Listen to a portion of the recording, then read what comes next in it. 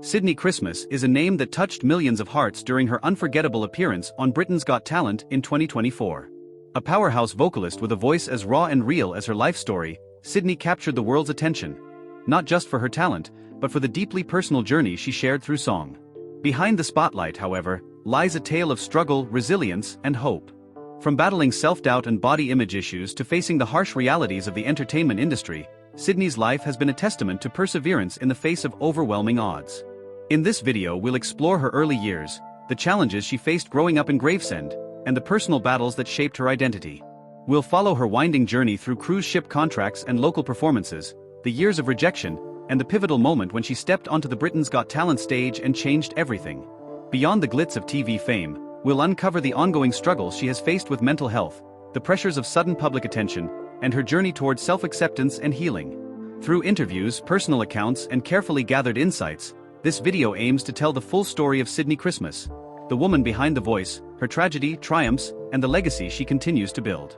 Born in Gravesend, Kent, on July 18, 1995, Sydnie came into the world with a powerful voice, even if she didn't know it then. Gravesend is a modest town nestled along the Thames River, not exactly known for birthing global music sensations. Her family, close-knit and working class, lived in a humble home in a neighborhood filled with people who worked hard to get by. Music was ever present in the household, not in the form of formal training or lessons, but through the radio that played in the background, the old records stacked in the corner, and the impromptu singing sessions around the kitchen table. Sydnie's mother, Angela Christmas, worked in retail and juggled multiple jobs to keep food on the table. Her father, whose identity remains more private, had a sporadic relationship with Sydnie throughout her childhood. It was her mother who became her anchor, pushing her to follow her dreams while protecting her from the world's harsher truths. Angela, herself a lover of musicals like Les Miserables and Phantom of the Opera, would often sing with Sydnie while cooking dinner or cleaning the house. Even at the age of 6, Sydnie had an uncanny ability to mimic vocal styles and remember lyrics after a single listen. Her voice wasn't the delicate kind often expected of little girls. It was full-bodied, rich, and emotionally mature beyond her years. This made her stand out early on, but not always in a positive way. By the time Sydnie started primary school, it was obvious she was different. Her voice was loud and unapologetic. In school plays, she was often either the star or not cast at all, depending on the teacher's ability to appreciate her unique talent. Some thought her vibrato was too dramatic for a child. Others mistook her passion for arrogance. Behind the curtain, Sydnie began internalizing the idea that she was too much for certain spaces, a belief that would haunt her for many years. Her mother enrolled her in local theater groups to give her an outlet. Sydnie quickly became a standout, not just because of her vocal range but because of how deeply she felt music. Even as a preteen, she would often burst into tears during rehearsals, not from frustration, but from emotional connection to the material. She lived inside the songs she sang, often losing herself in them entirely. Directors were both thrilled and baffled. How could someone so young understand the sorrow in a ballad meant for someone twice her age? But as she grew older, this sensitivity became both her gift and her curse. Her raw, emotional delivery often clashed with the clinical, polished requirements of youth theater competitions. Judges would comment that her performances were too intense or not age-appropriate. These criticisms sank deep into her self-esteem, and soon, Sydnie began questioning her place in the performance world. Her secondary school years were marked by growing isolation. While other girls gossiped about boys or fashion, Sydnie buried herself in Broadway cast recordings. She idolized performers like Idina Menzel, Lea Salonga, and Ruthie Henshaw, studying their vocal techniques obsessively. During lunch breaks, she'd sneak into empty classrooms and rehearse, sometimes weeping silently when her voice cracked on a high note. She was her own harshest critic. She also struggled with her body image. Unlike the typical leading lady archetype often celebrated in theater, a stereotype defined by slender figures and symmetrical features, Sydnie felt like she didn't fit in. As casting calls increasingly favored a certain look, she began battling intense self-doubt. The mirror became her enemy. Even though she had the voice, she wondered if she'd ever be castable. In interviews after her BGT win, Sydnie would later reveal that this insecurity was a lifelong wound, something she had to fight through every time she stepped on a stage. Around the age of 14, Sydnie experienced her first real tragedy, the sudden death of a beloved grandparent who had been one of her earliest supporters. Her grandfather, a former Navy man and self-proclaimed music lover, had always encouraged her to chase her dreams. His passing was a profound emotional blow. He had once told her, "Your voice can heal people," and she clung to those words in the months that followed. This period was dark for Sydnie. She withdrew further from her peers, choosing music over socialization. The pain of loss became a strange companion, one that would later give her performances the raw edge that left BGT viewers sobbing in their living rooms. But at the time, it was just heartbreak, and the sense that one of the few people who truly believed in her was gone. Amid all the emotional turbulence, there was one sanctuary: musical theater. At 16, she earned a place at the prestigious Italia Conti Academy of Theatre Arts in London. This was a turning point. Finally, she was surrounded by others who breathed the same air she did, who sang and danced through their pain and joy. Yet, even in this environment, Sydnie struggled to find where she fit. The academy was competitive, and talent was abundant. Still grappling with self-worth issues and social anxiety, she sometimes felt invisible in rooms full of shining stars. Her instructors noticed her talent but were often unsure how to mold her. "You have a West End voice, but you carry pain like it's sewn into your skin," one coach reportedly told her. She worked relentlessly, often spending nights practicing until her vocal cords ached. While other students partied or networked, Sydnie focused on refining her sound. But despite the training, something always seemed to block her from breaking through. She started auditioning for professional roles, and while she came close many times, she never quite got the callback that would change her life. By the time she graduated, she had a thick stack of rejection letters and a heart that was starting to wear thin. For most aspiring musical theater performers, attending a prestigious drama school is the golden key to West End stardom. For Sydnie Christmas, however, her years at stage school were both a blessing and a battleground. While many saw her enrollment at Italia Conti Academy of Theatre Arts in London as a sign that her dreams were finally within reach, the truth beneath the surface was far more complicated. Stage school didn't launch her into fame. It broke her down, tested her spirit, and forced her to fight harder than she ever had before. When Sydnie first walked through the doors of Italia Conti at age 16, she was awestruck. The school had produced some of the UK's top theatre talents, and now she was part of its legacy. For a girl from Gravesend who had grown up feeling out of place, this was her shot. She clung to it with everything she had. The first few weeks were full of rehearsals, workshops, vocal drills, and choreography sessions. It was fast-paced, competitive, and unrelenting. Despite being accepted into the school on merit, Sydnie often felt like an outsider. Many of her peers had polished resumes, professional headshots, agents, or industry parents. She didn't. Her mother had taken out loans and sacrificed everything just to afford tuition. Sydnie was aware of that financial strain every day. While other students had the luxury to focus solely on perfecting their craft, Sydnie also worked part-time, cleaning, waitressing, and singing wherever she could, to help cover living expenses. It was exhausting. She soon noticed something unsettling. Her voice, her greatest asset, was sometimes seen as too big or too unusual for traditional theater casting. Casting directors and coaches favored the ingenue-type, light, floaty voices for leading roles like Christine in Phantom of the Opera or Cosette in Les Miserables.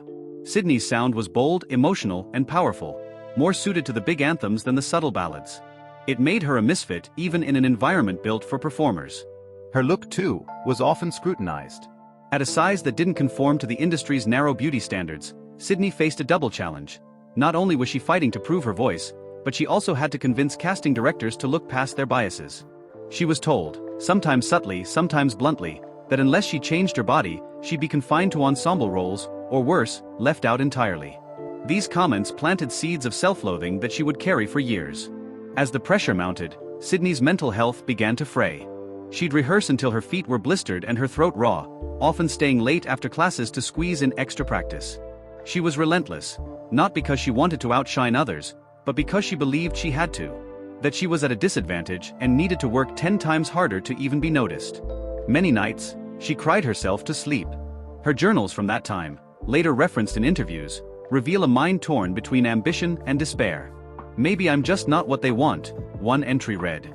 Another, "I don't think I'll ever be enough." Still, Sydnie pressed on. She made a few close friends at the academy, but mostly, she kept to herself. Her emotional vulnerability was seen as a weakness in an environment where confidence, real or performed, was key. When she sang in front of the class, she often poured so much emotion into the piece that teachers would comment, "You're acting too much from within, pull back." But she didn't know how to pull back. Singing, for her, had never been about technique alone. It was survival. It was therapy. By her second year, the stress of it all nearly broke her. After being overlooked for yet another showcase, a crucial opportunity for stage students to be seen by agents, Sydnie had what she later described as a silent collapse. She didn't scream. She didn't protest. She just walked home, locked herself in her tiny flat, and didn't speak for nearly 2 days. But she kept showing up. That was always Sydnie's strength. She didn't always believe in herself, but she believed in the process. She believed that if she just kept going, something would eventually change. And occasionally, it did. One evening during an internal recital, she sang With You from Ghost, the musical. Her rendition silenced the room. The faculty, usually composed and clinical, sat with tears in their eyes. One teacher later pulled her aside and said, "You may not be cast often, Sydnie, but you'll be felt. You have something no one else here does." That small affirmation was enough to get her through another term. She started singing more outside of school, at weddings, open mic nights, cruise line auditions, and charity events. Every opportunity, no matter how small, was a way to stay connected to her dream. By the time Sydnie graduated, she didn't have a West End contract or a Broadway callback. Unlike some of her peers who went on to tour with musicals or land commercial gigs, she left the academy with uncertainty. Her talent was undeniable, but the industry's gatekeepers weren't opening any doors. She was now in her early 20s, jobless, with student debt, and haunted by the thought that maybe everything she'd sacrificed had been in vain. Desperate to keep performing, she auditioned for singing jobs on cruise ships, a common but grueling path for many musical theater graduates. She was accepted by a cruise company and, within months, was performing nightly shows aboard ships sailing across Europe and Asia. To outsiders, this seemed glamorous. But the reality was far from it. By her early 20s, Sydnie Christmas was living a life that many aspiring performers would recognize. Glamorous on paper, yet grueling in reality. After leaving the Italia Conti Academy without any major theater roles, she accepted what she believed was the only opportunity left: singing on cruise ships. It wasn't West End or Broadway, but it was a stage. And that, for Sydnie, was enough, at least for a time. Sydnie joined a prominent cruise line as a resident vocalist in the ship's musical review performances. These shows, often held nightly in massive theaters floating on open waters, were fast-paced and demanding. Sydnie sang everything from power ballads to disco medleys, wearing sequined costumes and performing under blinding lights while trying to connect with an audience that was more interested in cocktails than crescendos. Life aboard the ship was structured yet emotionally taxing. The schedule was punishing: rehearsals in the morning, sound checks in the afternoon, 2 or 3 shows every evening, followed by late-night crew duties or guest engagements. Her voice had to stay in top condition, and yet there was barely time to rest, let alone recover emotionally. But what hit harder than exhaustion was the creeping realization that she was beginning to settle. Cruise work, while valuable and financially necessary, often served as a holding pattern for performers who hadn't made it. Sydnie feared she might get stuck. Her confidence, already fragile, began to wear thin under the weight of performing in a setting where she felt invisible.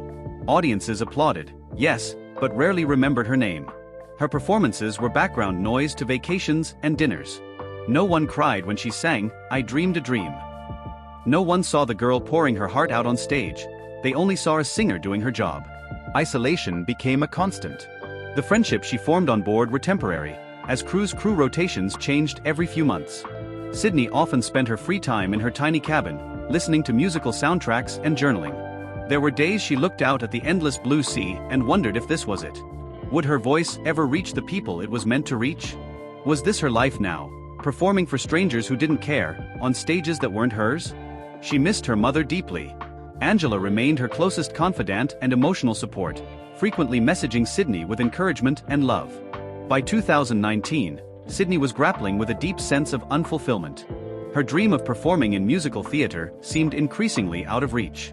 While many in the outside world saw her cruise line job as a success, Sydnie felt like she had lost her identity. This was compounded by the brutal nature of show business. Even though she was working, she wasn't creatively satisfied. There were nights she cried backstage after performances, overwhelmed by a sense of invisibility and emotional exhaustion. She began questioning whether she had chosen the right path. Every attempt to get back into musical theater, auditions for national tours, callbacks for ensemble parts, ended in silence or rejection. Sydnie's mental health declined rapidly during this period. Her journal entries from the time reveal a recurring theme: "I feel unseen." The voice that had once been her salvation started to feel like a burden. What was the point of having this talent if no one cared? When the pandemic forced the cruise industry to shut down, Sydnie suddenly found herself back home in Gravesend, unemployed and emotionally spent. The global crisis put millions of performers out of work, but for Sydnie, it also brought a strange kind of relief. For the first time in years, she wasn't racing between rehearsals or fighting to be heard. She was simply still. But that stillness brought its own demons. Locked down with no stage and no structure, she faced her inner struggles head-on. Depression, which she had buried under layers of performance schedules and glittering costumes, surged forward. Days turned into weeks where she barely left her room. Her self-esteem plummeted. She began to wonder if she should give up entirely. Her mother, Angela, was once again her rock. She reminded Sydney of her worth, her resilience, and her dream. One night, during an especially painful breakdown, Angela reportedly said, "You were born to sing, Sid. Maybe the world just hasn't caught up to you yet." That one sentence became a turning point. As the world slowly reopened, Sydney was no longer the same woman who had been grinding through cruise contracts. She was more grounded, more self-aware, and more determined to find a space where her voice could truly be heard. In 2024, after years of being told she didn't fit the mold, after cruise ships, rejections, and wrestling with mental health, Sydnie Christmas stood at the door of a new chapter. It began not with a casting agent or a West End producer, but with a simple video submission to a show she once watched from her couch as a teenager, Britain's Got Talent. At first, she submitted the audition almost passively. She'd seen a call-out on social media, encouraging vocalists to apply for the next season. Her mother, Angela, had nudged her to try. "Just sing how you always do," Angela said. "Let them feel you." With little expectation, Sydney recorded a video of herself singing from her home. Raw, emotional, and unfiltered. She chose a piece close to her heart, a stripped-down cover of a theatrical ballad that showcased both her vulnerability and vocal power. It was a performance born of lived experience, of hardship and healing. And when the producers responded with an invitation to appear in front of the judges, Sydney's world began to tilt. It was a cold day in early 2024 when Sydney arrived at the London Palladium, where the televised auditions for Britain's Got Talent were being filmed. Nervous energy filled the backstage area as hopeful performers of every kind prepared for their moment. Fire breathers, comedians, contortionists, and magicians all mingled, but Sydney sat quietly, focused, almost still. She had no elaborate backstory edited into a tear-jerker package. She was there for one reason: to sing. Her only weapon was her voice, and the years of heartbreak that gave it power. When she walked out onto the stage, greeted by the bright lights and the roaring applause of the audience, her first instinct was to retreat. But she didn't. Standing tall under the gaze of the four judges, Simon Cowell, Amanda Holden, Alicia Dixon, and Bruno Tonioli, she introduced herself with quiet humility. "I'm Sydney. I'm 28 years old, from Gravesend. I work at a gym. But what I really want is to sing." Simon Cowell leaned forward. "What are you singing for us today?" She replied simply, "Tomorrow from Annie." A performance that silenced the world. From the first notes, the theater fell into silence. This wasn't the sugary, optimistic version of Tomorrow that most audiences were familiar with. Sydney's interpretation was haunting, slowed down, soulful, aching with the weight of every rejection she had ever endured. Her rendition was drenched in raw emotion, turning the song from a hopeful anthem into a desperate plea for light amid darkness. The way her voice rose and cracked in just the right places, the way her eyes brimmed with tears but never lost focus, it wasn't just a song. It was a life story told in under 2 minutes. As she reached the final lines, "Tomorrow, tomorrow, I love ya, tomorrow," there was no applause. Only stillness. Then, the room erupted. The audience rose to their feet in a standing ovation so thunderous that even Simon Cowell was left speechless. Amanda Holden was visibly emotional, her hand pressed over her heart. Bruno Tonioli mouthed the word "wow." And Alicia Dixon wiped away a tear. And with no hesitation, Amanda slammed the golden buzzer. As the glittering confetti rained down around her, Sydney stood frozen. The emotion that had been bubbling beneath the surface finally broke free. She cried, not because she had won anything, but because she had finally been seen. For the first time in her life, she wasn't being compared to anyone else. Her voice wasn't too big or too different. It was perfect. Backstage, as her mother Angela embraced her with tearful pride, Sydney repeated the same sentence over and over again. "They liked me, for me." The video of her audition went viral almost immediately. Within 24 hours, millions had watched her clip on YouTube. Comments flooded in from around the world.